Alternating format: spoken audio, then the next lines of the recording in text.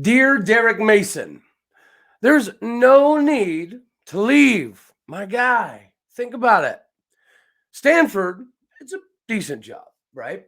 But it will pale in comparison to the jobs that will come available to you after you lead this crazy young defense back to its 2021 heights next season. You are Locked On Oklahoma State, your daily podcast on the Oklahoma State Cowboys, part of the Locked On Podcast Network, your team every day.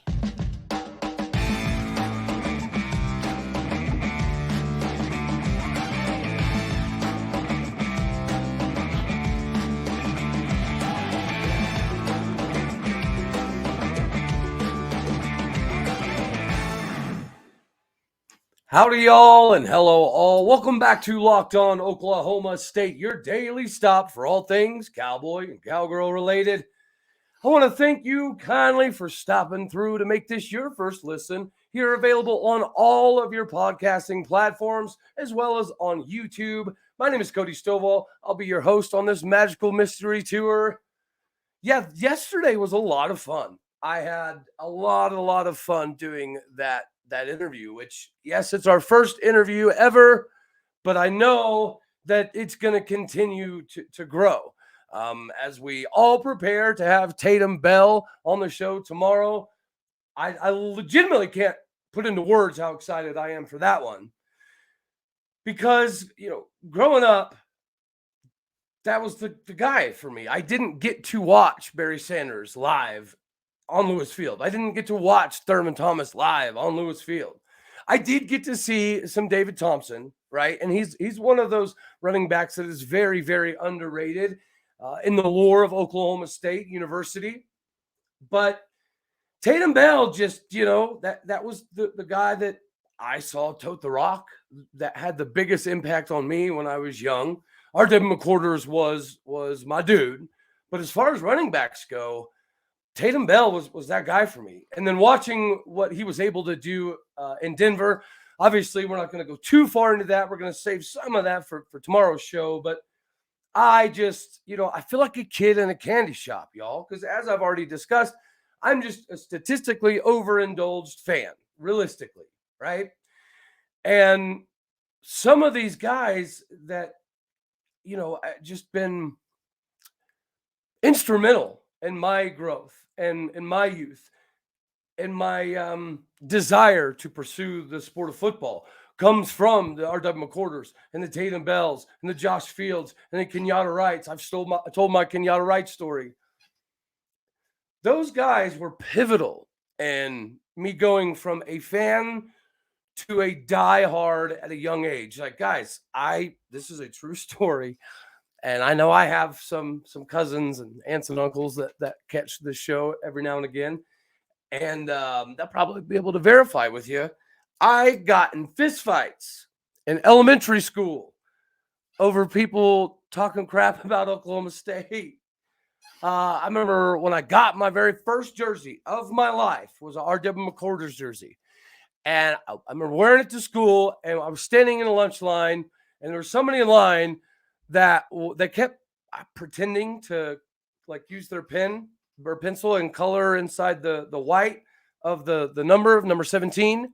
And I told the kid in the lunch line that if he did it again, that we were going to have problems after lunch.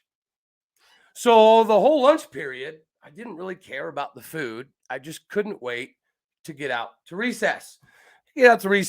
And some things transpired, and the kid threw a basketball at my brother's face, and it gave me even more justifiable reasoning to have at it.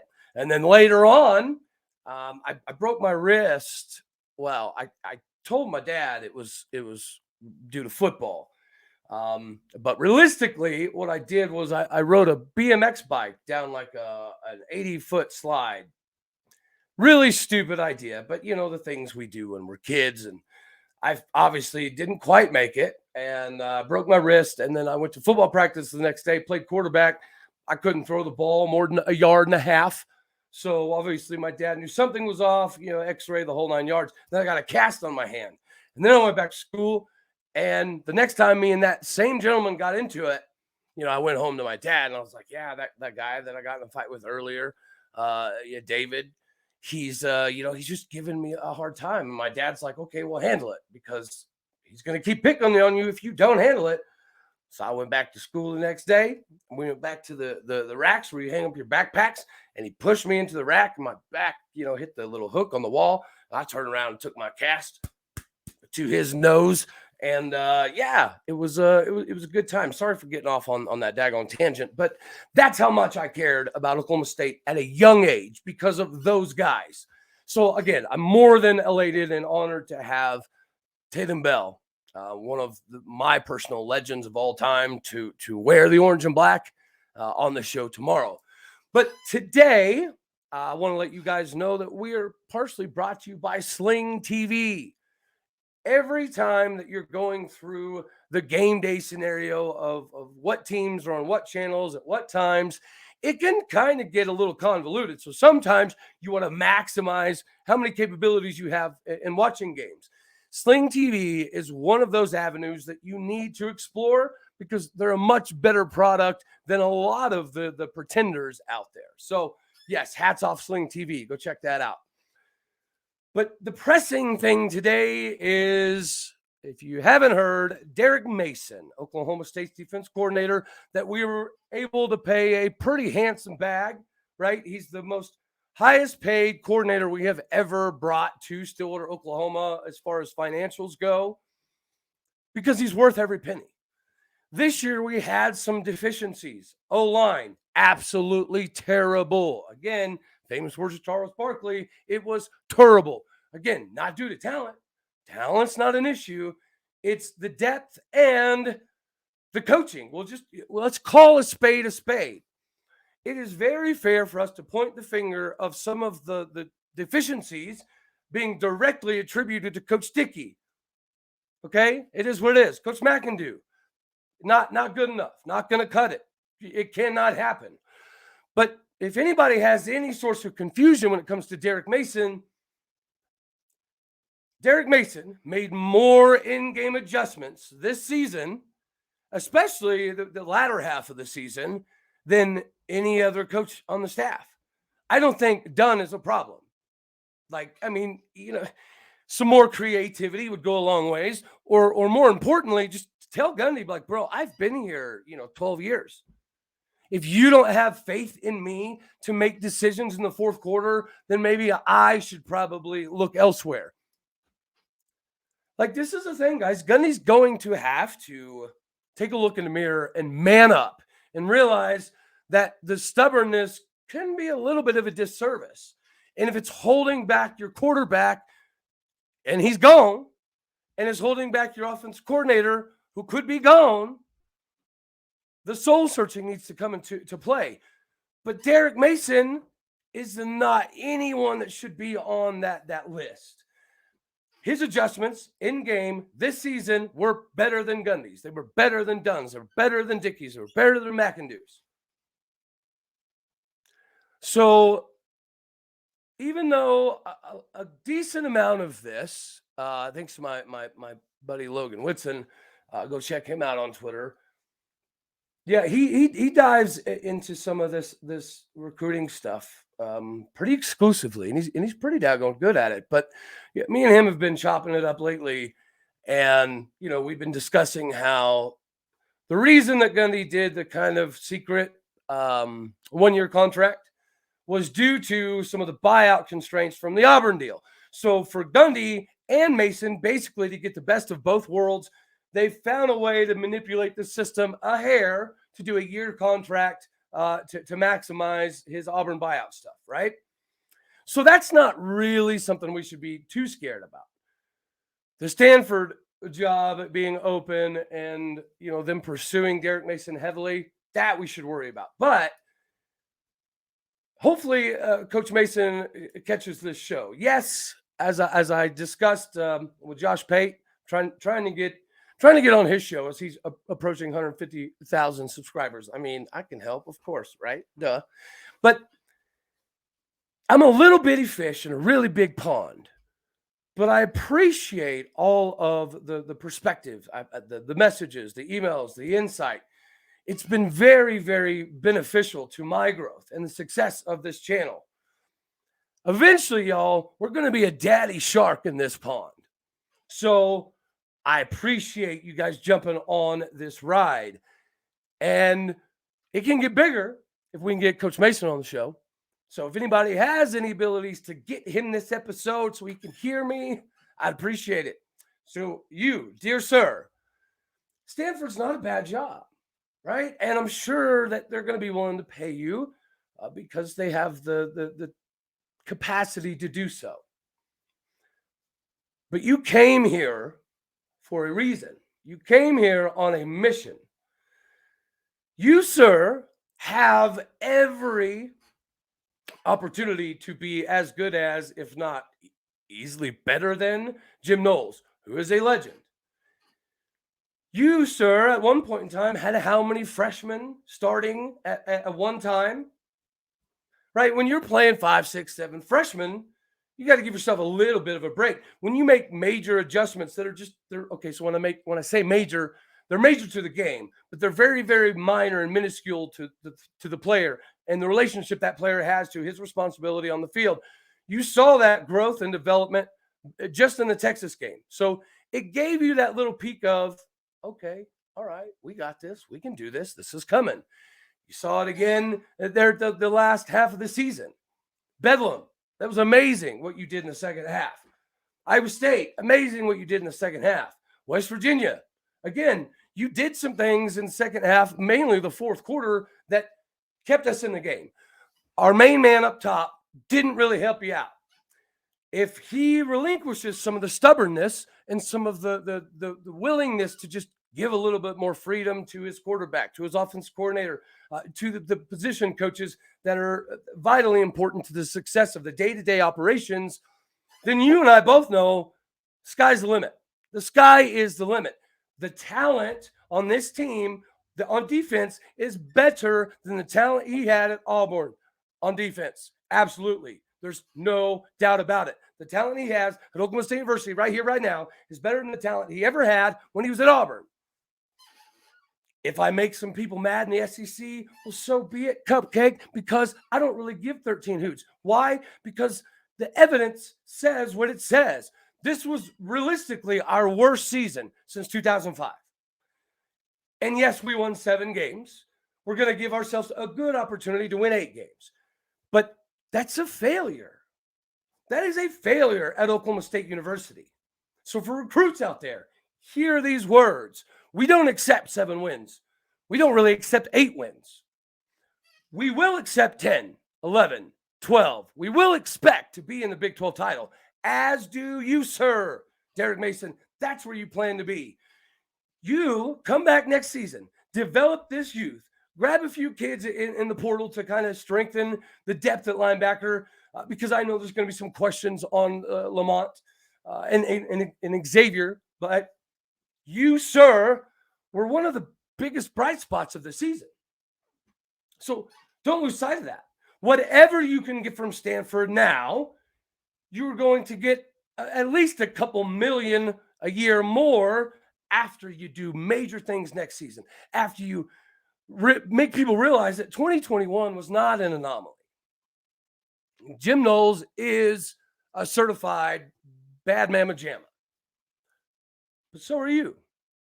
And it took Jim Knowles 4 years to accomplish what he was able to accomplish in Stillwater. Right? The first 2 years, guys, go look back. His first 2 years were a struggle, right? He was trying to put a square peg in a round hole, much like we do offensively, especially offensively in the fourth quarter. But Derek Mason has nothing to do with that. Derek Mason's job is to defensively hold up, right, to stem the tide and give the offense enough time to come around. So if Gundy is willing to relinquish a little bit of that what do they call it? Not control, but when somebody micromanaging. Thank you very much. I appreciate you. The micromanaging side of it, Gundy's got to start to narrow that down a bit. You, sir, have built us up to here. You, sir, are responsible for this Cowboy culture continuing the legacy of excellence, right? on and off the field. You're one of the best in America, hands down, not even close, at development of young men, turning boys into men and getting these men prepared to not only be integral pieces of society, but respectful and morally on the right compass. That is all amazing. And these are reasons Derek Mason loves being here. So let's find a way that you, sir, Mr. Derek Mason, finish what you came to accomplish, which was to let people know that Oklahoma State is at a trajectory where we can have Jim Knowles style success pretty regularly. We should not ever again expect us to go on these 3-year lulls and then we have a chance. 3-year lull, then we have a chance. That stuff is for the birds. It's done. It's got to be over with. And Derek Mason's going to be a big part of that because his adjustments were better than everybody else's adjustments in the worst season we've had since 2005. So don't take, one of the bright spots and turn it into something that it shouldn't be. Because the ramifications of that, I can tell you, probably aren't real good. And so just hear me out. We all know that you are 10 times better than what happened this last season. We all know that. We watched you do it at Stanford. We watched you do it at Vanderbilt. We watched you, do it against Alabama, at Auburn, amongst other massive games. We see it. And you've got the talent to do more than you've ever done. And I know you know that. We have more talent than Stanford had in 2011. I know you know that. So let next season be your calling card, sir. Let next season be your own promotion. And before we jump into some of the cool news you're hearing out of Stillwater, as far as the upgrades of some of the facilities, I do have to let everybody know that betonline.net is your number one source for sports betting, info, stats, news, and analysis. You need to get the latest odds and trends for every professional and amateur league out there, football to basketball, soccer to esports. We've got all of y'all covered with all of that and more at betonline.net. We're always the fastest and easiest way to get your betting fix. So head to the website today, use your mobile device, learn more. Bet online, where the game starts. Here on Locked On Oklahoma State, we're just here to point you in the right direction. So again, go to betonline.net. Make it your number one source for all sports betting info. So if you haven't heard, we just released the other day that we're going to be doing a $55 million to $60 million renovation of Boone Pickens Stadium. There's a lot of cool things that they have going. One of them being, we're going to have, and they said plural, the world's largest jumbotrons in all of football. What that means and what that looks like, I legitimately don't know, because I know that the big jumbotron that we just put in this last year was like third or fourth biggest in the Big 12, which is like, top 10, top 15 across the country. So I don't know how much bigger that big can get or where you're going to put it, but that's part of the new gig now. They're going to be having new cooling areas. So for those games, it's ridiculously hot. As fans, if you need to go to a cooling zone, they're going to have those readily available. We're going to have more water, free watering systems and things of that nature where you can have that all-encompassing access to the games. As far as the seating goes, they're going to be tearing out some of the metal type of bench seats. They're going to start putting in the chair back seats all across the stadium, clubs to levels 200, 300, and then below the mezzanine area and the first bowl, they're redoing all of the lights. They're going to turn all of that LED lighting. There's a lot of things that they're doing. Now, I have seen some fans that are like almost frustrated with the fact that we're not getting this money into softball and wrestling where it needs to be going. You're right. But hold the phone. I believe that President Trump and our athletic director, Chad Weiberg, are just way too good, too young, too hip, too fashionable, the whole 9 yards, to not know that if we don't take care of Coach Gajewski, we can't afford to lose Coach Kenny Gajewski. We just can't. We cannot. He has taken OU softball or Oklahoma State University softball to a level where we compete with OU softball every single year.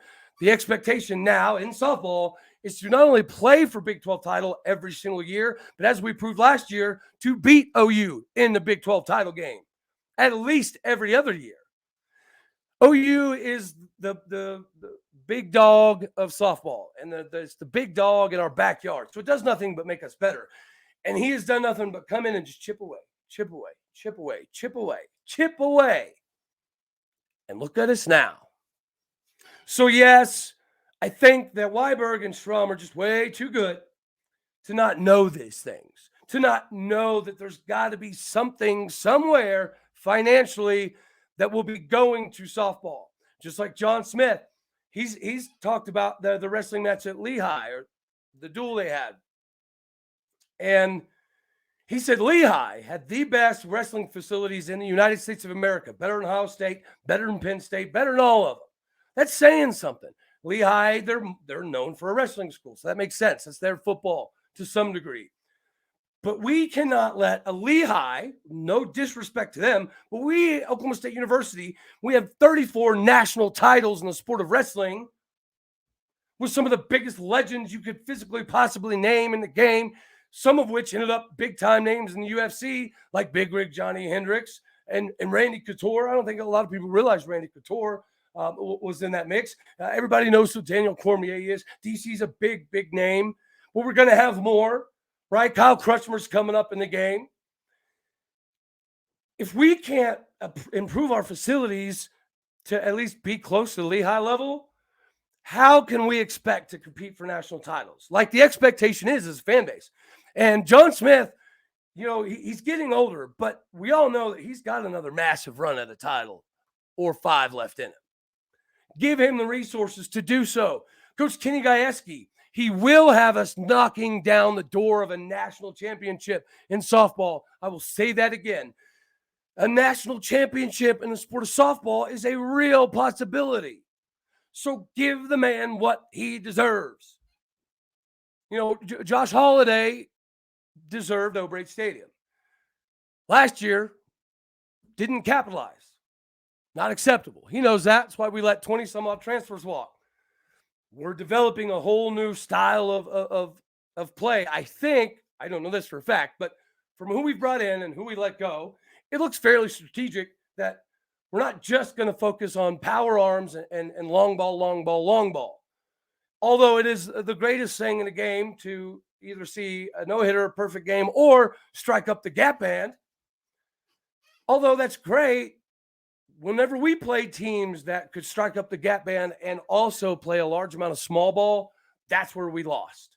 And that's why we lost to teams that you don't really think we should lose to, because teams that play small ball have an advantage over long ball teams, to be honest with you, because long ball, you're relying on one or two major categories being power. And one of those two major categories is not on, then it doesn't matter who you're playing, you're going to give them the opportunity to be in the game. So I think that's something he's kind of shifting to. So get pumped up for baseball. And we'll start talking a lot of baseball coming down the pipeline here after a while as well.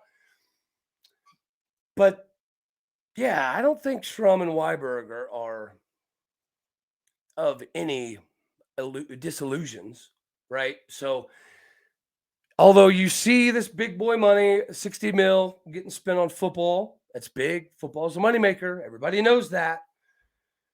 But I think it's going to give us more opportunities, and we've got some stuff in the woodworks to be able to capitalize on Coach Gajewski and Coach John Smith's capabilities to make national title runs. Every sport that we have the chance to win a national championship, we need to invest immediately, right then and there, and capitalize.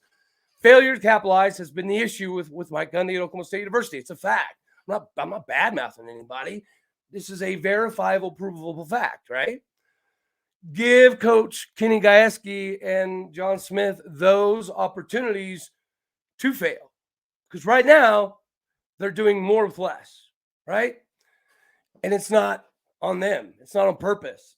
right? So let's make sure that we remember that we have faith in Weiberg and Strum. So don't stress. As far as some of the other stuff coming down the slide is obviously we get set to face number 8 undefeated UConn tomorrow in Connecticut in their own backyard, which it's going to be a difficult task, right? I don't think anybody would pretend otherwise. But if you listen to some of the interviews recently from Coach Boynton and players like Moussa Cisse and Avery Anderson, games like this are why they're at Oklahoma State University. Games like this prepare you for the juggernaut that is the Big 12 Conference. Ironically enough, guys, this game against an undefeated king of the Big East right now and projected to be throughout the entirety of the season most likely pales in comparison to what we are going to face daily in the Big 12. So this is a statement game, yes. But more than anything, it's a get prepared game. It's a get right game. And I'm going to say this again. This is why I saved my last few minutes for this alone. When I talked about the attendance of Gallagher Arena being unacceptable, it didn't get enough traction. So here I am again. For all of those out there saying, oh, Cody is going to get on a soapbox again. Yes, Cody is going to get on a soapbox again. But hold on. Bear with me real quick. Tell me how this doesn't make sense. I've seen some really good justifications in the comments from that video. And they're right. It's partially the entitlement, I guess you could say, of youth. Everything, it's not about what it used to be, right? It used to be you had to bust your tail for your education. You knew that you were going to be so indebted when you came out of your education that, you know, you had to respect every minute of your time on campus. And part of that was the game day experience. Part of that was growing up, Gallagher, Iba, and Ali P, the basketball and old baseball stadiums. Those were the places to be. Because we were okay in football, we were bad in football, and then we started climbing in football. Part of the Bob Simmons era, coming into the Les Miles era, now to the Gundy era. And there is the nostalgia because you would go because you supported your university, because you saw all these dudes on campus. You interacted with them on a daily basis. And it wasn't about what can I get out of it. It's about how can I support my university? This university that's going to cost me a lot of money, right? Or even if you have scholarships, this university I'm indebted to. This stuff matters. Being on campus matters. Getting in a fist fight, defending your boys, it matters. Taking your kids to the games and seeing a packed out, sold out Gallagher Arena and having your seats shake and your eardrums go flipping crazy. It was part of the experience, right? Because you love the university, you respected the university. We can bring that back. I don't know how. So if anybody has any suggestions, let me know. But it has to. Because again, this what can it do for me, society, it only changes if we back it with substance. And we can only be substance-based if we show up and support. It doesn't matter what age you are, where you came from, what you did, what your major was, if you finished or not. It doesn't matter. What matters is that we're setting the right examples. And to set these right examples, it's about the future of the university. So we got to do that. Show these kids your support because they need it and it matters. And it's what separates us from a lot of other fan bases. We don't go 72 miles south and bash everything 24/7. We don't. So we shouldn't. And we shouldn't start. We need to start respecting Gallagher again. Because right now, we're screwing the players, we're screwing Coach Mike Boynton, and we're screwing recruiting. I'll get off of that soapbox now, all right? But I think that's all I got for today. Everybody get geared up, pumped up. Tomorrow we got, again, the man, the myth, the legend himself, Mr. Tatum Bell. We'll go over some of the fun stuff he did throughout his college and pro career. But until then, I love you all. God bless. Go Pokes. You can catch me at Aldeo State on Twitter. Thank you for making Locked On Oklahoma State your daily listen to get all of your Oklahoma State info. Later, y'all.